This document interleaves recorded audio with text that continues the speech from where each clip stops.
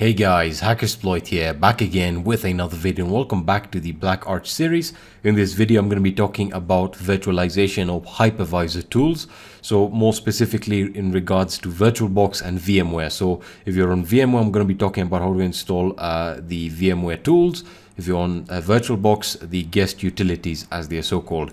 And these tools or utilities allow you to get the best performance out of your VM. They allow you to essentially have a better experience when using the VM. So it allows you to, for example, to scale the resolution appropriately, and you can have a much better viewing experience and much better performance. So it is really recommended to have them running. Now with VMware, things get a little bit different, and we have to actually use OpenVM tools. But for VirtualBox, you get support right out of the box. So if I just open up a terminal here, so let me just open up a terminal, and let me just make that a bit larger so we can see what's going on, right? So with VirtualBox, all you need to do is type in, of course, we're going to use the package manager. So pacman, so sudo pacman s, and we want to look for VirtualBox. I think it's VirtualBox guest utilities. So there it is. You can see it right over here. So the VirtualBox guest utilities. There we are. We'll install that right now, and you can hit install, and that should install it for you, and you should get a much better experience with VirtualBox.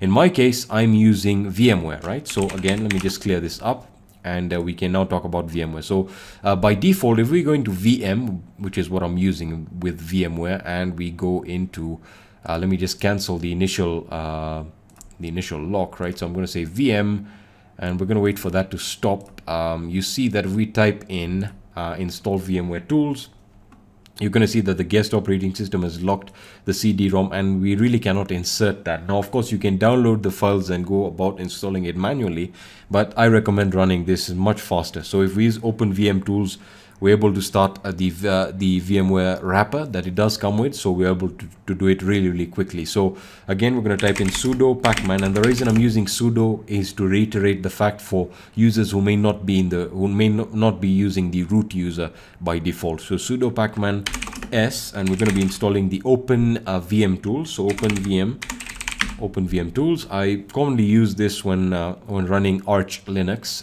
not BlackArch, but Arch, a vanilla install. So I'm going to hit enter, and as you can see, it's going to prompt us to download the packages. So I'm going to download them. We'll give this a few seconds to set up. So I'll wait for this to complete. Let's give it a few seconds there. There we are, and that is done. All right, so now we need to enable the service. So again, we're using system control. We're going to say enable VM tools, the VM tools service. So again, we're going to hit enter, and that is going to enable the service. So if we reboot, we should have the service running. So I'm going to reboot now, and I'm just going to wait for this to reboot. So there we are, VMware back again. We're in grub. Let's get that started, and we'll wait for this to start up. Dev SDA3, everything's clean, great. All right, so it should bring us into the logon screen here, and we can get started again with XFCE and check if we have the ability to actually utilize the VMware tools or the VM tools.